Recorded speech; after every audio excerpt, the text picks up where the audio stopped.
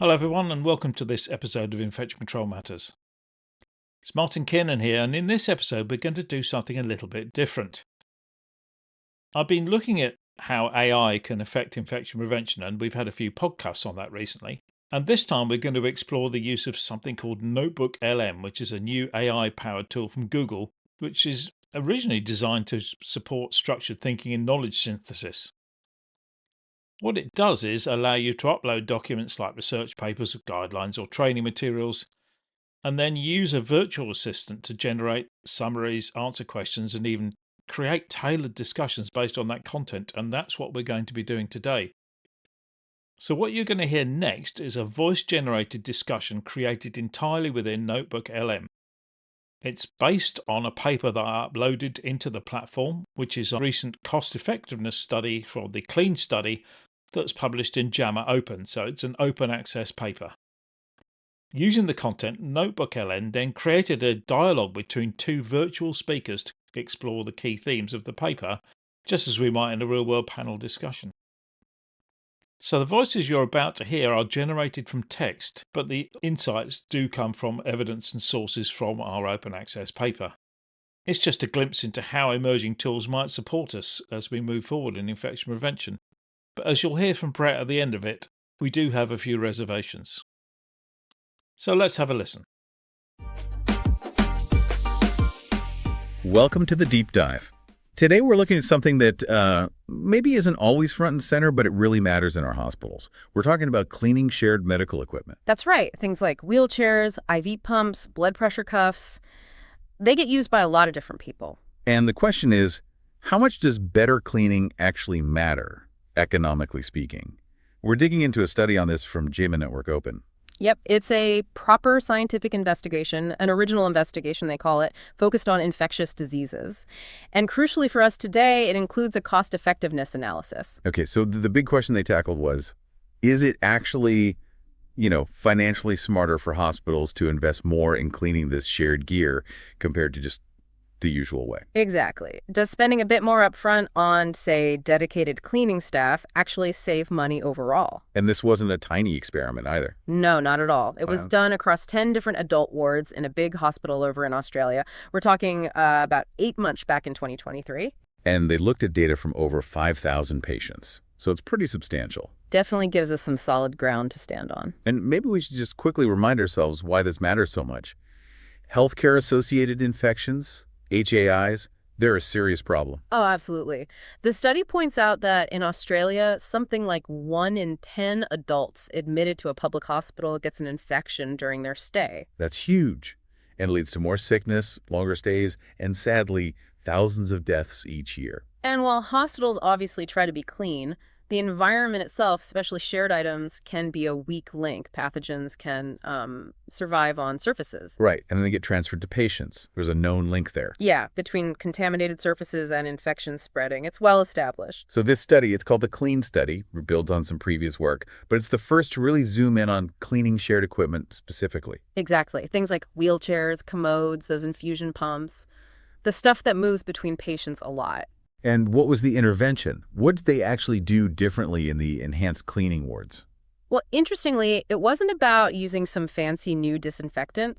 The cleaning product stayed the same. Okay. The difference was the system. They brought in dedicated cleaning staff, gave them extra hours just for this equipment, provided ongoing training, and importantly, they did audits and gave feedback. So more focused time and accountability. Yeah. And how did that compare to usual care? In the usual care wards, it was generally left to the clinical staff, nurses, doctors to clean that equipment. Which realistically might not happen as often or as thoroughly as needed, right? They're incredibly busy. That's often the reality, yeah. So the study really compared these two approaches. The mission for us today is to unpack the economic side. Did the enhanced cleaning cost more or less? And what happened with those infection rates? Okay, let's get right to it. The costs. What did the numbers show? Right, this is where it gets quite compelling. Yeah. They estimated the total cost for a hypothetical group of 1,000 patients. For the group in the enhanced cleaning wards, the total cost came out to around $1.51 million. $1.5 million. And the usual care group? Significantly higher, about $2.16 million for the same number of patients. Whoa, hold on. So the enhanced cleaning was actually cheaper. Yes, by about $642,000 per 1,000 patients. That's a massive saving just from improving the cleaning process for shared equipment. It really is. It challenges the assumption that better quality always costs more. So cheaper. But it worked. Did it actually reduce infections? It did. Again, looking at that 1,000 patient cohort estimate, the enhanced cleaning group had about 100 HAIs. Okay. The usual care group had about 130 HAIs. So 30 fewer infections per 1,000 patients. That's a real impact on patient safety. Absolutely. Fewer people getting sick simply because they were in the hospital. So it cost less and it reduced harm. Precisely. That's why the researchers called the intervention dominant. Dominant, meaning better on both counts, health outcomes and cost. Exactly. You weren't trading off safety for savings or vice versa. The enhanced cleaning was just better and cheaper. That really is the ideal scenario in healthcare improvement, isn't it? It's certainly what everyone's looking for, a win-win. Did they look at anything else, like how long patients stayed in the hospital? Because infections often mean longer stays. Yes, they did. And that ties directly into costs and hospital resources, too. They looked at excess bed days, basically the extra time patients spent in hospital potentially due to infections. Yeah. The enhanced cleaning group had an estimated 922 excess bed days per 1,000 patients. Okay. The usual care group, 1,306 days. Yeah, so a saving of nearly 400 bed days per 1,000 patients. About 384, yeah. Which is huge when you think about hospital capacity and flow. Freeing up beds makes a massive difference. Absolutely. Fewer patient days, lower costs, beds available sooner for others. It all connects. Now, researchers always want to know how certain these results are, so they did what's called a probabilistic sensitivity analysis. Okay, what does that involve? Sounds complex. It's basically running the cost model thousands of times, tweaking the input numbers slightly each time, things like infection costs, intervention costs, to see how often the main conclusion holds up. And what did they find? How robust was the cost-saving finding? Very robust. They found there was a 90.5% probability that the enhanced cleaning intervention was cost-saving, just based on the raw data. 9 times out of 10, it saves money. That's pretty convincing already. It is. But then they took it a step further. They asked, what if we assign a monetary value to preventing an infection? Because infections cause suffering, they cost the system money. Right. There's a value beyond just the direct treatment costs. Exactly. So they looked at a willingness to pay threshold. If a hospital system was willing to pay, say, $20,000 to avoid one HAI, then the probability that the enhanced cleaning was cost-saving jumped to 99.9%. Wow. Okay, so almost absolute certainty if you factor in the value of preventing the infection itself. Pretty much. It makes a very strong economic case. Did they explore any other what-if scenarios? Like, what if the cleaning supplies cost more? They did. One scenario looked at using biodegradable wipes. You know, a more sustainable option, but potentially more expensive. Right. That's an important consideration these days. Yeah. And even when they factored in the higher cost of these wipes, keeping in mind the actual disinfectant was the same, the enhanced cleaning program still came out as cost-saving. That's good to know. So sustainability doesn't necessarily break the bank here. It seems not, because the cost of consumables, the wipes themselves, is actually a fairly small slice of the total intervention cost. The main cost is the staff time. Makes sense. Yeah. What about effectiveness? What if the cleaning wasn't quite as good in the real world as in the study? Another good question they tackled. They ran a scenario where they basically halved the intervention's effectiveness in reducing infections. Okay, a more pessimistic view. Right. And even then, assuming it was only half as effective, the intervention was still cost-saving in the majority of simulations. Really? Even at half effectiveness? Yep. It was cost-saving in 83% of simulations, even if you valued preventing an infection at $0. And if you use that $20,000 willingness to pay figure, it was cost-saving in 94% of simulations. That shows the findings are pretty resilient, even if things aren't perfect. Exactly. It adds confidence that this isn't some fluke result that depends on everything going perfectly. It really seems to highlight a potential weakness in the usual care model, where cleaning relies on clinical staff. I think that's a key takeaway. This study, and others like the RECH trial they mentioned, suggest that relying on busy clinicians to consistently clean shared equipment often results in, well, low compliance. It's understandable. They have so many competing priorities. Patient care comes first. Absolutely. And properly cleaning some of this equipment takes specific know-how and, importantly, time. There was another recent study, a time and motion study, showing it's not always a quick wipe down. So it's less about willingness and more about the system, the time, the training. That seems to be the implication. Having dedicated, trained staff with protected time for this specific task makes a real difference. So if this approach works so well, what could the impact be if it were rolled out more broadly, say across a whole country? The researchers did some modeling on that for Australia.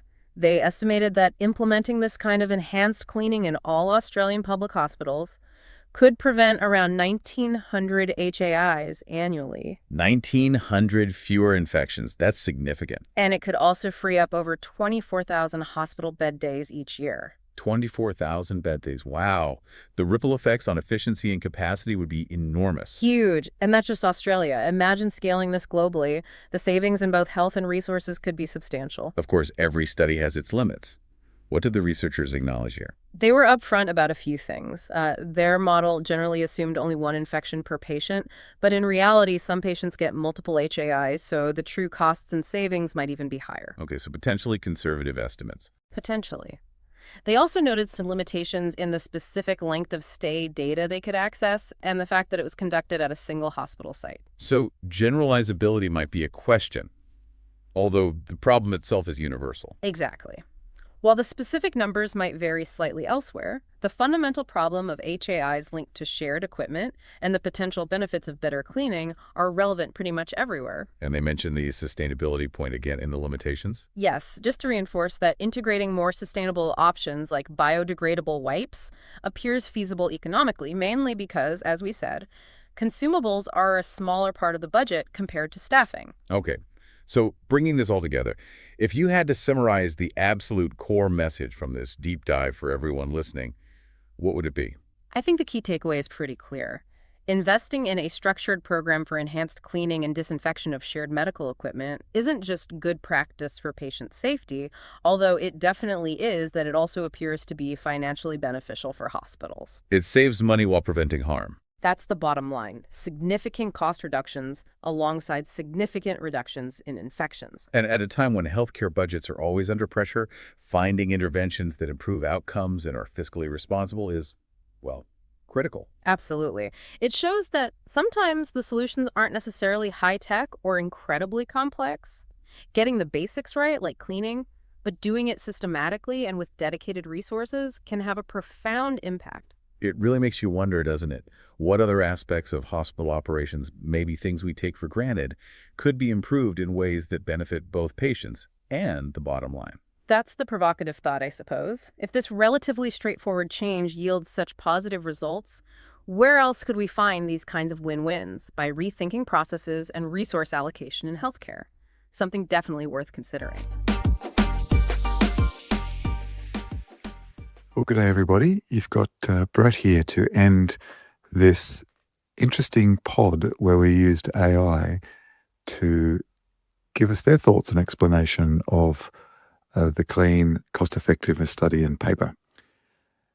I guess one of the things that struck me was that whilst the podcast itself was really good and seemed really natural at times, it's only going to report what is in that paper. So if the paper was a fake paper, or if the paper had fundamental flaws that weren't articulated in the paper, it's only going to present it as described. So I think whilst it was pretty impressive to hear that, I'd still have a pretty major degree of caution when thinking about using AI to generate podcasts and other bits of scientific literature or interpreting scientific literature for our benefit. But I'm sure, like all things, it's going to get better and better. So watch this space. We could be out of a job. I hope you enjoyed this very different Infection Control Matters podcast. And from all of us here at Infection Control Matters, it's goodbye for now. Thanks for listening.